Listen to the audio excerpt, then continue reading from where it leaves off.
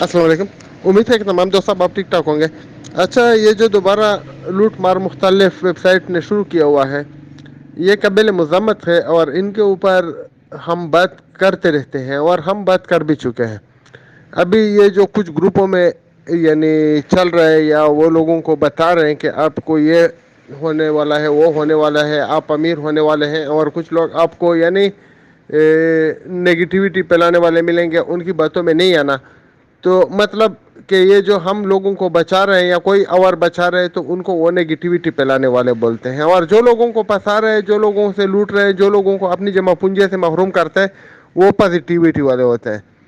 تو اللہ کے بندو، نہ تو آپ لوگوں کو اللہ کا خوف ہے، نہ آپ لوگ حکومت پاکستان کی وہ اداروں سے ڈرتے ہیں، کیونکہ وہ تو آپ لوگ خرید چکے ہوتے ہیں یا ان کے ساتھ آپ لوگوں نے یعنی ڈیل کی ہوئی ہوتی ہے، اور جب آپ کو وہ بولتے ہیں بقول آپ لوگوں کے کہ ان کی اجازت کے بغیر آپ لوگ کچھ نہیں کرتے،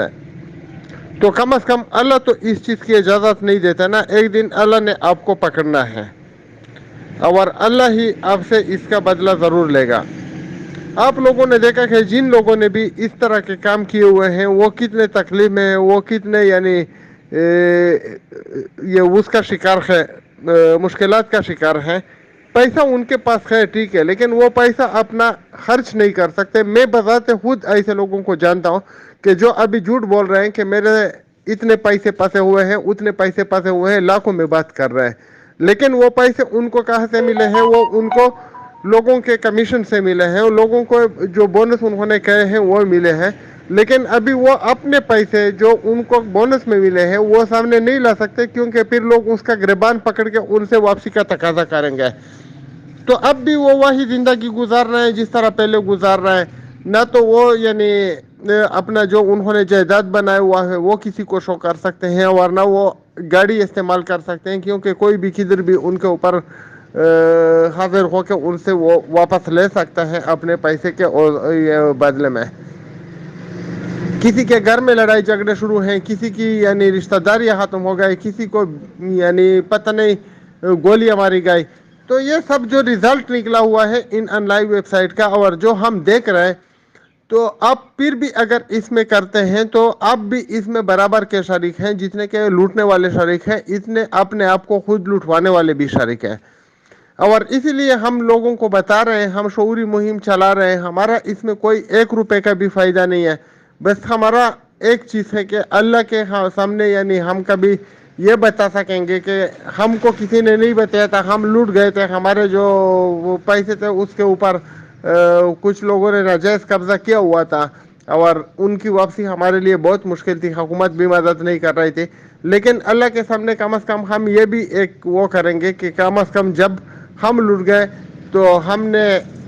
ان لوگوں کو یعنی بے نقاب کرنے کا کام شروع کیا، ہم نے لوگوں کو بتایا کہ ان کے اوپر اعتماد نہ کریں، ہم نے لوگوں کو بچانے کی کوشش کی، لیکن پھر بھی اگر کوئی دینا چاہتے تو کسی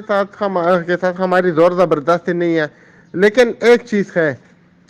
کہ جب بھی آپ اس میں پیسے دیتے ہیں، وہ چاہے 1,000 ہو، 1 کروڑ ہو، یا 1 لاکھ ہو، یا ڈالر میں ہو یا پاکستانی میں ہو، جو بھی ہو آپ کا کرنسی، آپ کو اس کا کچھ مہینے پرافٹ ملے گا۔ پھر اگر آپ ایک بددیانت شخص ہے، آپ ایک غیر مہذب شخص ہے، آپ ایک ایسا آدمی ہے کہ جس کو دولت کے سوا کچھ بھی نظر نہیں آتا، تو پھر تو آپ اپنے رشتہ داروں کو، بھائی بہنوں کو اور آس پاس کے پڑوسیوں کو لٹوا سکتے ہیں، اور آپ کی جو اکاؤنٹ ہے اس میں پرافٹ بھی زیادہ آئے گا، بونس بھی زیادہ آئے گا، اور آپ اپنے پیسے تو پورے کر کے یعنی فار ایگزامپل